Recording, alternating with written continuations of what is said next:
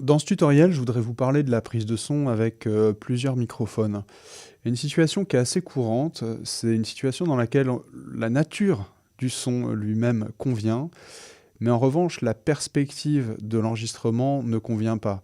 Par exemple, le son a été enregistré très proche et à l'image, on va avoir un plan qui sera plutôt large. Donc le son paraîtrait trop proche par rapport à ce que l'image suggère. Donc quand on est dans une situation pareille, il y a plusieurs possibilités.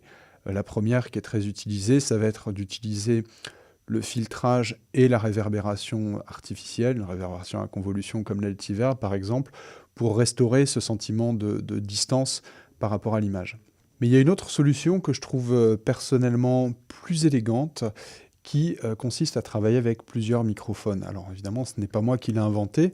La plupart des bruiteurs, quand ils travaillent au moins avec deux microphones, un à proximité de la source, direct, pour avoir un maximum de précision et un minimum d'effet de salle, autrement dit de réverbération, et un autre microphone un petit peu plus distant, qui lui va prendre un petit peu plus d'ambiance, voire éventuellement un couple stéréo, pour récupérer de la largeur stéréophonique.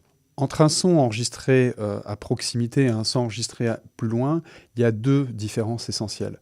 La première, ça va être la quantité d'aigus. Plus le micro est proche de la source et plus la quantité d'aigus sera importante, puisqu'on a vu dans un tutoriel introductif que les aigus s'atténuaient plus rapidement avec la distance que les graves. Le deuxième paramètre qui va changer, ça va être le rapport entre le son direct et le son réverbéré.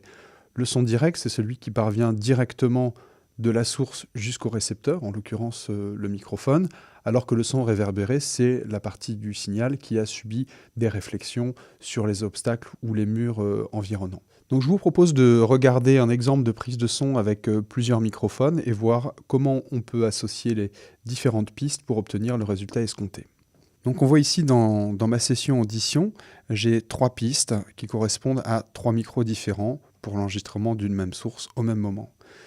Sur la première piste, j'ai donc un microphone hypercardioïde qui est placé assez proche de la source. Donc je vais avoir un effet de salle qui va être assez peu important, des aigus qui vont être assez prononcés. Donc ça va être vraiment le micro qui va m'apporter la précision dans le signal. Ensuite, j'ai un couple XY qui est situé à 1,50 m environ de la source, et donc qui enregistre en stéréo et qui va avoir un effet de salle plus prononcé. Je vous propose de les écouter successivement.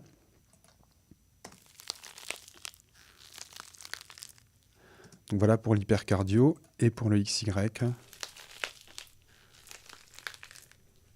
Voilà, donc on entend bien la différence de perspective entre les deux sons. Pour l'anecdote, ce son, c'est des branches de céleri qui sont cassées. C'est un des trucs utilisés par les bruiteurs pour suggérer tout ce qui est fracture d'os. Le troisième microphone, alors là c'est un petit peu moins commun. J'ai utilisé un microphone contact, c'est-à-dire un microphone qui prend les vibrations matérielles directement et non pas les vibrations aériennes, et qui les transforme en signal électrique également. Donc là, j'ai fixé directement le micro-contact sur la branche de céleri. Et on voit que là, on a un son avec pas mal de précision dans le grave, une grande quantité de grave, et ça peut être intéressant de mixer en plus ce micro-contact.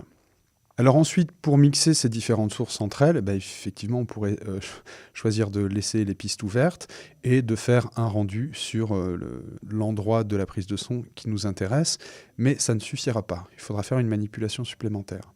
Écoutons.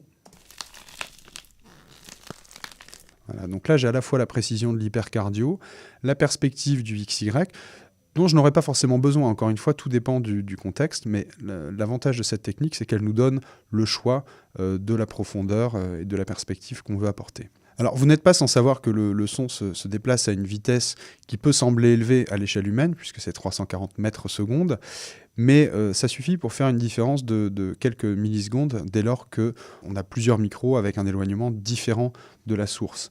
Si je commence à zoomer sur, par exemple, cet impact, ça va être plus facile à visualiser. Je zoome, et là, déjà, on s'aperçoit qu'il y a un écart temporel. Alors, le micro le plus proche de la source, c'est évidemment le micro-contact, puisqu'il est en contact direct avec la source. Donc, on voit que la modulation d'amplitude intervient plus tôt. Ensuite, l'hypercardio, qui est le micro le plus proche après le micro-contact, sa modulation intervient un peu après. Et le XY, on voit ici clairement à ce niveau de zoom que le son intervient plus tard. Donc si on veut avoir un résultat optimum, il va falloir réaligner ces signaux, parce que si on ne le fait pas, on va avoir ce qu'on appelle des problèmes de phase, c'est-à-dire que comme la modulation est décalée dans le temps entre différents signaux relativement identiques, ça produit une annulation de certaines fréquences. Donc il y a des plugins qui permettent de le faire automatiquement, mais on peut très bien le faire manuellement. On peut décider par exemple de tout recaler sur le XY à distance, donc je peux prendre mon micro-contact et décaler pour avoir une modulation qui soit à peu près équivalente.